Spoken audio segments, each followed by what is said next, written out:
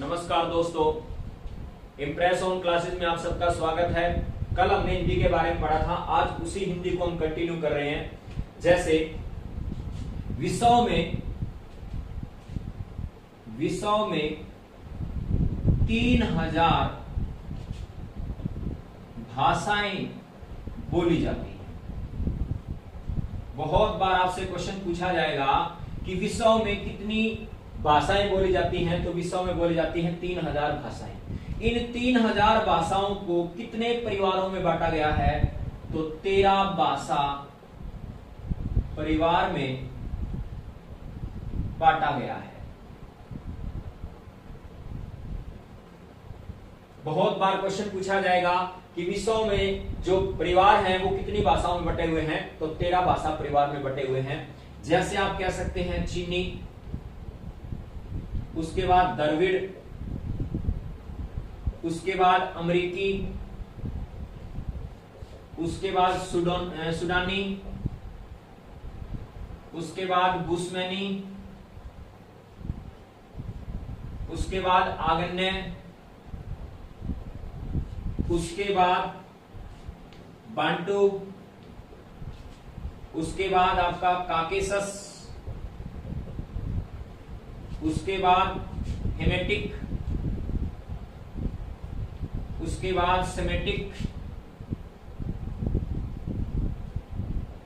उसके बाद भारोपीय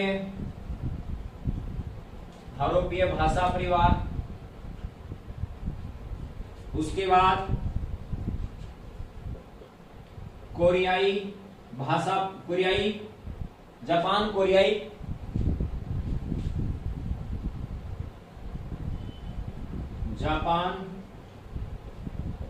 कोरियाई भाषा परिवार, और 13 हो जाएगा चीनी, द्रविड़, अमेरिकी, सुडानी, बुस्मैनी, आगन्य, बाटू, काकेशस, हेमेटिक, सेमेटिक, भारोपीय भाषा परिवार, जापान कोरियाई भाषा परिवार, और लास्ट हो जाएगा यूराल अल्टाइक भाषा परिवार। तो इनमें जो सबसे बड़ा परिवार है और जिसमें हमारी हिंदी का परिवार आता है, उस परिवार का नाम है भारोपीय भाषा परिवार। ठीक है।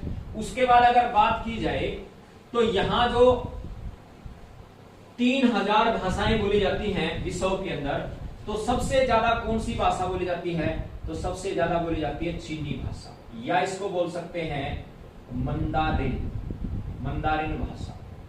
दूसरे स्थान पर अगर बात की जाए तो अंग्रेजी, तीसरे स्थान पर अगर बात की जाए तो हिंदी भाषा बोली जाती है।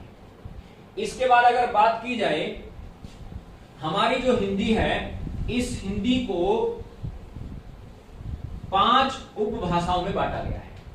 कितनी उपभाषाओं में बांटा गया है? 5 उपभाषा में बांटा गया।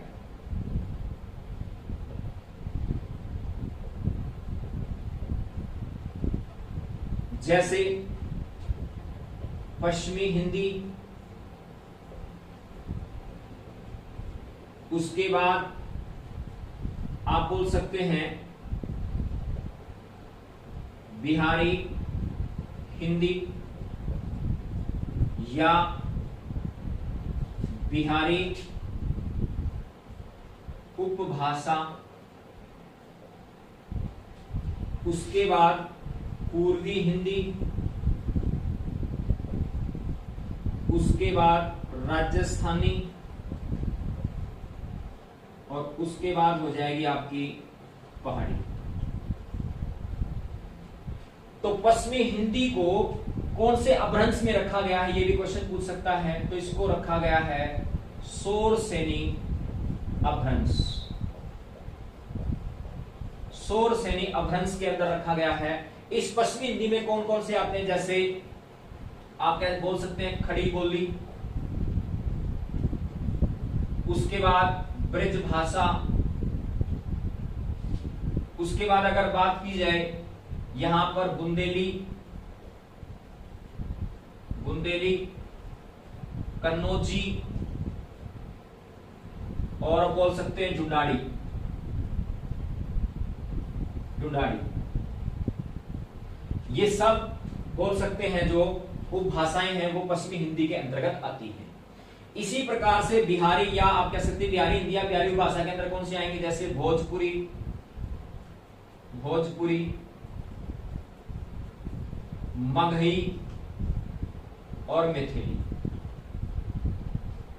ये इसके अंतर्गत आएंगी। पूर्वी हिंदी में कौन सी आएंगी? अगर इसको ये पूछा जाए कि बिहारी हिंदी या बिहारी उपभाषा में कौन सी अपभ्रंश है, तो इसमें हो जाएगी आपकी, बोल सकते हैं मगधी, मगधी अपभ्रंश, मगधी अपभ्रंश। पूर्वी हिंदी को आप बोल सकते हैं अर्ध मगधी अपभ्रंश। और इसमें कौन कौन सी आएंगी, जैसे आपकी अवधी, बघेली, छत्तीसगढ़ी,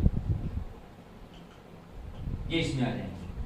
राजस्थानी में कौन कौन सी आएंगे? इसको सोरसेनी अपभ्रंश भी कहा जाता है। इसको क्या बोलते हैं? सोरसेनी अपभ्रंश भी कहा जाता है। इसके अंदर कौन कौन सी आएंगे, जैसे मारवाड़ी, मेवाती, मेवाड़ी, मलावी, मालवी, सॉरी मालवी, बागड़ी, हांडोती, हांडोती, ये सब इसमें आ जाएंगे। पहाड़ी के अंदर इसको भी सोरसेनी अपभ्रंश कहा जाता है, सोरसेनी अपभ्रंश कहा जाता है इसको भी। और इसमें कौन कौन सी हो जाएंगी, जैसे आपकी गढ़वाड़ी, इसके बाद कुमाऊनी, कुमाऊनी, कुमाऊनी, और उसके बाद पश्चिमी पहाड़ी। तो इस प्रकार से इन 5 उपभाषाओं को बांटा गया है। जैसे पश्चिमी हिंदी, इसको कौन से अपभ्रंश में बांटा गया? सोरसेनी अपभ्रंश में, जिसमें खड़ी बोली है, ब्रज भाषा है, बुंदेली है, कनौजी है, ढूंढाड़ी है। और बिहारी हिंदी को, या बोल सकते हैं बिहारी उपभाषा को, मागधी अपभ्रंश में बांटा गया, जिसमें भोजपुरी है, मगही है, मैथिली है। पूर्वी हिंदी को अर्ध मागधी में बांटा गया, जैसे अवधी है, बघेली है, छत्तीसगढ़ी है। राजस्थानी को सोरसेनी अपभ्रंश में बांटा गया, जैसे मारवाड़ी, मेवाती, मेवाड़ी, मालवी, बागड़ी, हाड़ौती। और पहाड़ी को सोरसेनी अपभ्रंश में बांटा गया, जैसे गढ़वाली है, कुमाऊनी है, पश्चिमी हिंदी है। कई बार क्वेश्चन पूछा जाता है कि हिंदी की उत्पत्ति किस अपभ्रंश से हुई है? तो हिंदी की उत्पत्ति हुई है सोरसेनी अपभ्रंश से। बहुत बार पूछा गया है कि हिंदी की उत्पत्ति किस अपभ्रंश से हुई है, तो आप कह सकते हैं सोरसेनी अपभ्रंश से हुई है। या हिंदी का उद्भव किससे हुआ है? तो सोरसेनी अपभ्रंश से हुआ है। उसके बाद देखिए नेक्स्ट,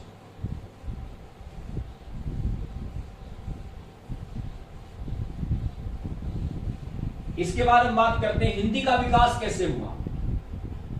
हिंदी का विकास, हिंदी का विकास के क्रम की बात की जाए तो पहले क्या आई? पाली, उसके बाद क्या आई? प्राकृतक, उसके बाद क्या आई? अपभ्रंश, और उसके बाद क्या आई? हिंदी। कई बार ये क्रम आ जाता है कि हिंदी का विकास क्रम बताएं, तो पहली कौन सी हो जाएगी? पाली, उसके बाद प्राकृतक, उसके बाद अपभ्रंश, उसके बाद हिंदी। भगवान जो आप कह सकते हैं महात्मा बुद्ध जो थे, उनकी जो भाषा थी वो कौन सी थी? या कह सकते हैं पाली थी। या बौद्ध धर्म की जो भाषा थी वो कौन सी थी? पाली। और जैन धर्म की जो भाषा थी वो कौन सी थी? प्राकृत। हिंदी की अगर बात की जाए, जो जननी है हिंदी का, आप कह सकते हैं जननी जो है वो कौन सी भाषा है? तो संस्कृत है। इसके बाद अगर बात की जाए डॉक्टर श्याम प्रसाद शुक्ला ने बताया कि जो पंचम अक्षर हैं उनके लिए एक अलग से चिन्ह बनाया जाएगा। यानी पंचमा अक्षर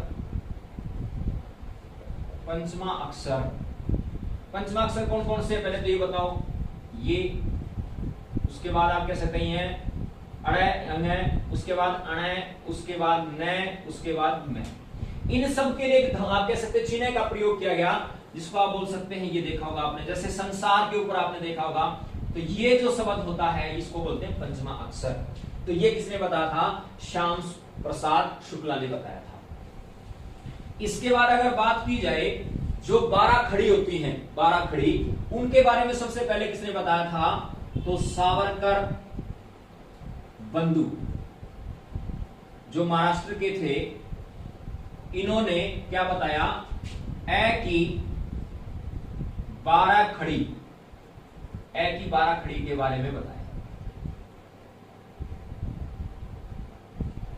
जैसे कै, का, की, उसके बाद फिर की, उसके बाद कु, उसके बाद फिर कु, उसके बाद को, उसके बाद कौ, उसके बाद कै, पहले ये आएगा, कोई बात नहीं, उसके बाद के, उसके बाद कई, उसके बाद को, उसके बाद कौ, उसके बाद कै और उसके बाद न। यानी 1 2 3 4 5 6 7 8 9 10 11 12, तो ये क्या हमारी 12 खड़ी हैं। इनके बारे में किसने बताया था? सावरकर बंधु ने बताया। और महात्मा गांधी ने हरिजन पत्रिका लिखी थी, उस हरिजन पत्रिका के अंदर भी 12 खड़ी के बारे में वर्णन दिया गया है। इसके बाद अगर हम बात करें वर्णमाला,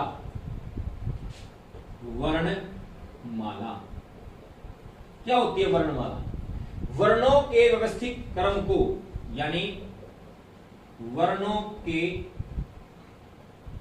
व्यवस्थित क्रम को ही